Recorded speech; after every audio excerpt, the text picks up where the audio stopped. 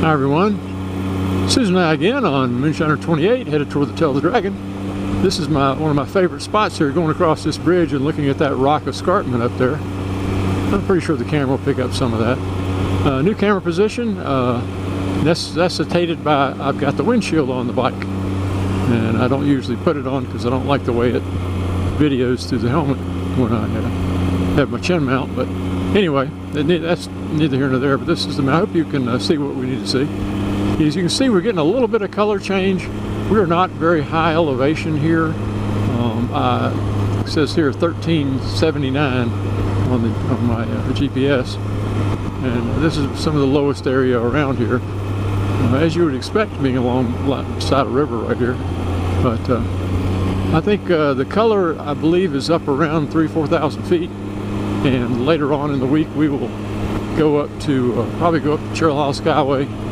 That goes all up over 5,000 feet, so we'll definitely see the color if there's any up there. But it is looking good. You can definitely tell things are changing.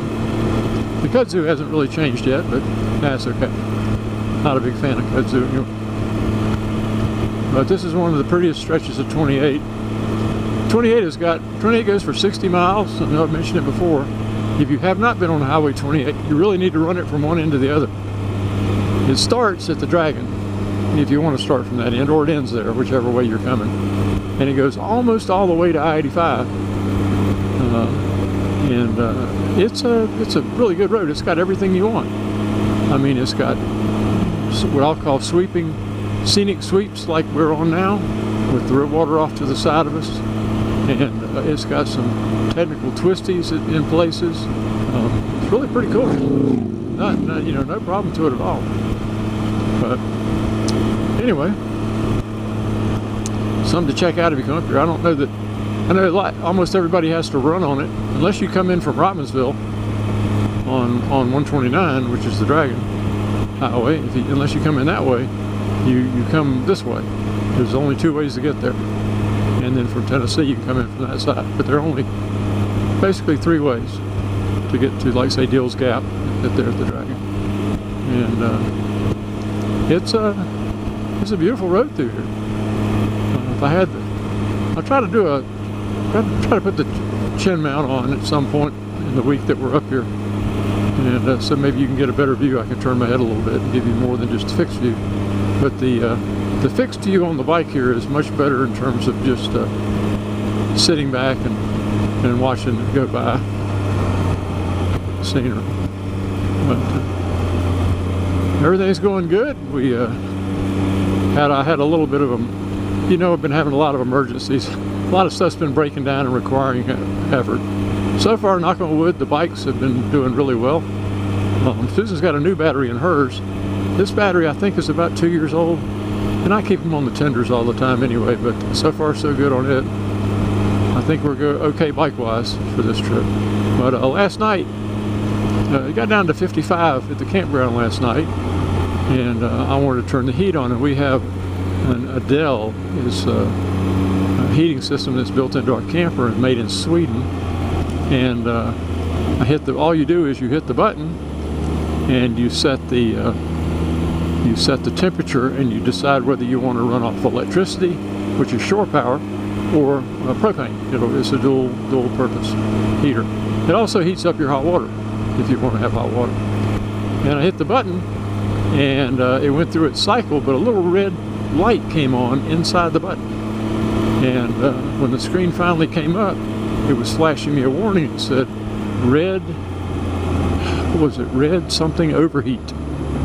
And I had to go into the owner's manual, which I keep in there, and look at it. And it said that more than likely, we're pulling over for traffic, it said more than likely there's an air bubble in the system.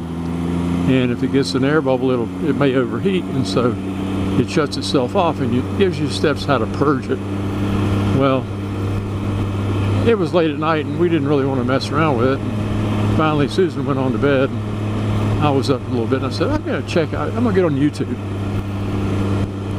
And I tell you, there's one thing YouTube does good. It answers questions like this. And I punched in. I said, okay, got an Adele heater, and I'm getting this code. How do you fix it?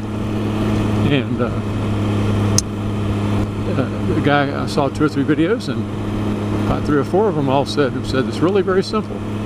You find the unit, which in my case is under one of the seats in the camper, and I had to disassemble. I had to take the cushions off and take a little thin plywood cover off. And so once you access it, there's a cover, a plastic cover on the top of the unit, and I found that and pulled it off.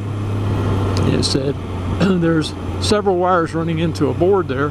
One of them is the power wire, and it showed me which one was the power wire, and it's clearly marked in the unit. And they said unplug the unit, and I unplugged it. Now, several videos mentioned that now would be a good time to vent the system. There are like 3 little vents, and I can get any air out.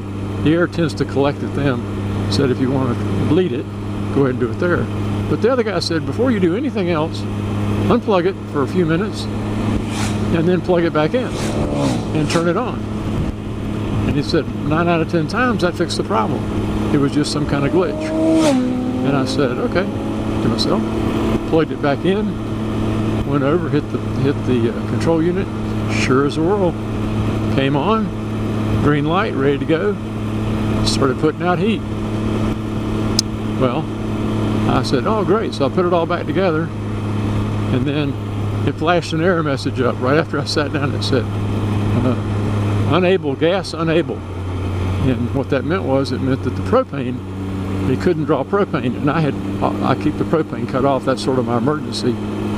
We have shore power, always use electricity, and so I had to go into the menu, and when I unplugged it, it reset everything to factory defaults. And so I had already set the temperature, but I had to go in and decide that whether I wanted the fan to come on automatically or stay on all the time, and whether I wanted it to prioritize electricity or propane.